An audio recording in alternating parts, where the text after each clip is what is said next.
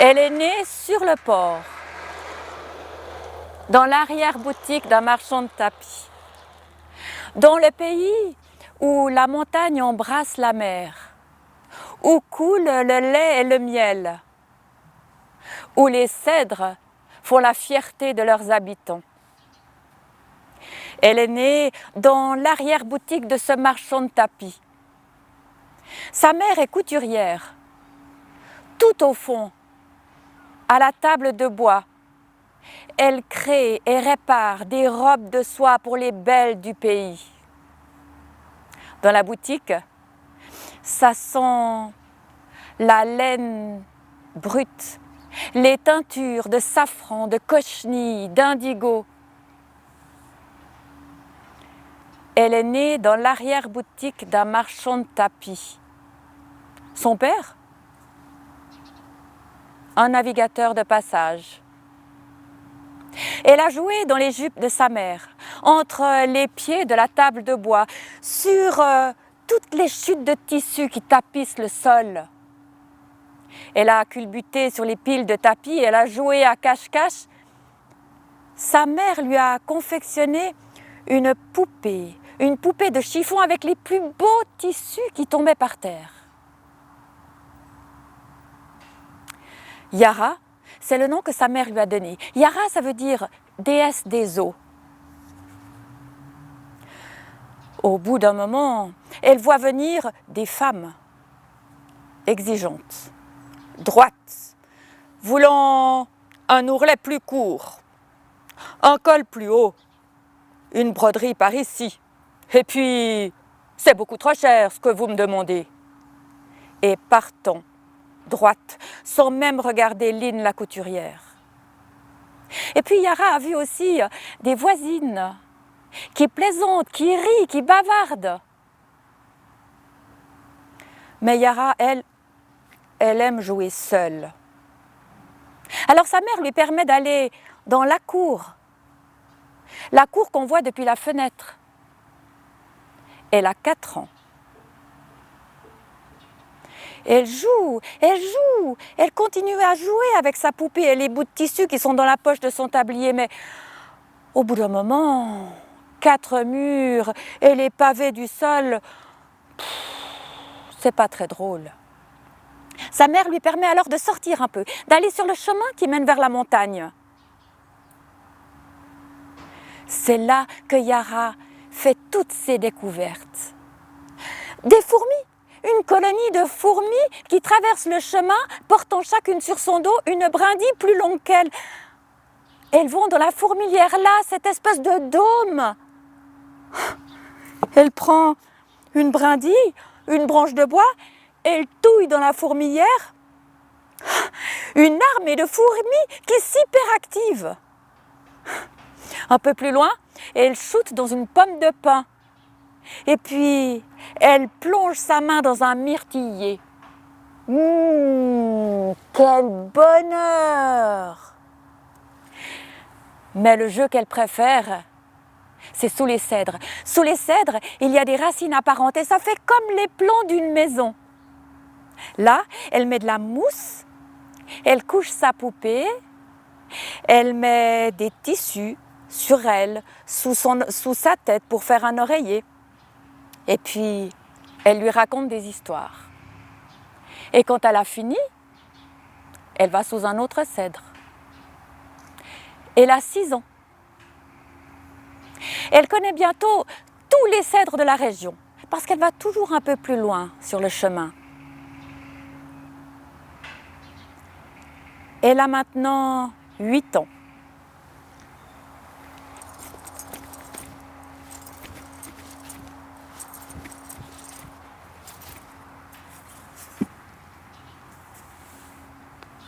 Un soir pourtant, avant de rentrer à la maison,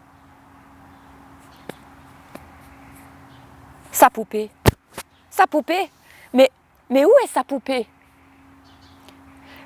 Elle va dans tous les sens, devant, derrière, à gauche, à droite, partout. Elle l'appelle. Non, c'est pas comme ça. Il faut revenir en arrière, faire le tour de tous les cèdres. 3 fois.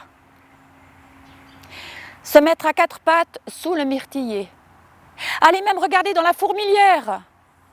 Mais rien. Rien. Yara alors s'assied contre le tronc rugueux d'un arbre et se met à pleurer et puis elle s'endort. Elle se met à rêver. Rêver que sa poupée devient aussi grande qu'elle pose sa joue chaude contre la sienne et qu'elle lui fait un gros baiser mouillé. Un renard! C'est un renard! C'est lui qui lui a léché la joue. Il a sauté 2 mètres derrière. Pourtant, il la regarde avec des yeux tendres et doux. Sur ses genoux, la poupée, encore toute mouillée de bave. Tu l'as trouvé! Tu l'as trouvé! Mais le renard a eu peur. Il est parti. Yara est rentrée à la maison. Mais les jours suivants, les semaines et les mois suivants, elle a beaucoup moins joué avec sa poupée. Elle a décidé d'aller à la recherche du renard. Elle essaye tous les chemins. Parfois, elle aperçoit son museau. Parfois, un bout de sa queue. Mais c'est seulement quand des questions lui viennent, des questions qu'elle n'ose pas poser à sa mère, des questions sur l'amour, sur la mort, sur le sens de la vie, qu'elle arrive à le rejoindre. On les voit côte à côte. On entend Yara qui parle, le renard on ne sait pas trop bien. Mais elle a l'air satisfaite des réponses. Elle continue à marcher, à faire tous les sentiers. Elle a 12 ans, 14 ans, 16 ans. Le renard est devenu son ami. Elle marche maintenant le long de la mer. Devant elle, la plage, l'eau et l'horizon. Elle a trouvé une pierre sur laquelle s'asseoir et tous les matins, le renard la retrouve là. Il lui montre de son museau une cabane de pêcheurs. De cette cabane sort un jeune homme, cheveux noirs, brillants, bouclés. Du museau, le renard insiste. Jour après jour, elle voit le pêcheur qui monte dans sa coque de noix et fait quelques mètres pour aller soulever ses filets.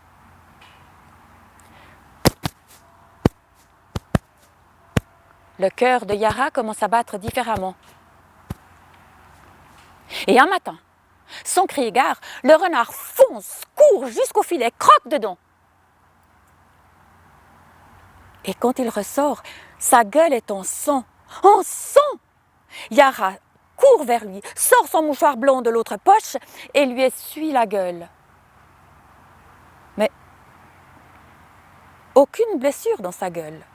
Seul le mouchoir est taché.